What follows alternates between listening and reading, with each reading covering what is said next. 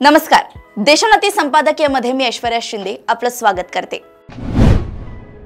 आज जगातील बलाढ्य पॉवर वगैरे समजले जाणारे देश कोणते आणि ते काय करतात? विज्ञान, तंत्रज्ञान, नवनवीन शोध इत्यादी क्षेत्रात मोठ्या प्रमाणात काम करतात। यासाठी आवश्यकता कसली असते? तर शिक्षण, उच्च शिक्षण व रिसर्च यासारख्या क्षेत्रात मोठ्या प्रमाणात गुंतवणूक करण्याची।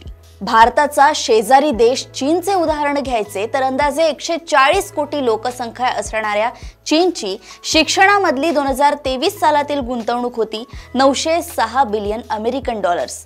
म्हणजे प्रत्येक कॉलेज विद्यार्थ्यांवर अंदाजे $6000 तर प्राथमिक शाळेतील विद्यार्थ्यांवर $2500 इतका खर्च सरकार करते। त्याहून थोडी जास्तच लोकसंख्या असणाऱ्या भारतात शिक्षणावर खर्च होतात केवळ $12 बिलियन। रिसर्च डेव्हलपमेंटवर सुद्धा चीन भारताच्या 28 पट जास्त खर्च करते। पण ही तुलना सुद्धा करण्याची आवश्यकता नाही।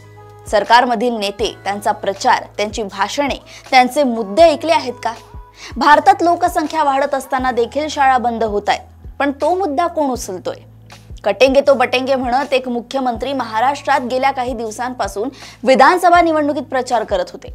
पण त्या राज्यात शिक्षणाची काय परिस्थिती आहे?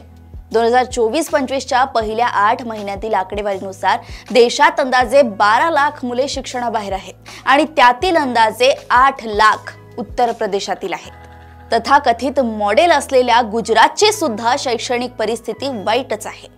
2 वर्षांपूर्वी इंडिया रँकिंग 2022 ची यादी जाहीर झाली होती। त्यामध्ये देशातील पहिल्या 10 विद्यापीठांमध्ये महाराष्ट्रातील एकही विद्यापीठ नाही। आणखी धक्कादायक म्हणजे देशातील पहिल्या 10 महाविद्यालयातही महाराष्ट्रातील एकही महाविद्यालय तर नाहीच, परंतु पहिल्या 50 मध्ये सुद्धा एकाही महाविद्यालयाचा समावेश नाही। यावरून असे लक्षात येईल की देशातील शैक्षणिक दर्जा दिवसेंदिवस घसरत असल्यामुळे त्याचा परिणाम मनुष्यबळ व त्यावर आधारित क्षेत्रांवर, परिणामी देशाच्या विकासावर होताना दिसतोय। मग कसे बनणार सुपर पॉवर? अशाच घडामोडी व अपडेट सोबत पुन्हा भेटूया देशोन्नती संपादकीयमध्ये। बघत रहा देशोन्नती। नमस्कार।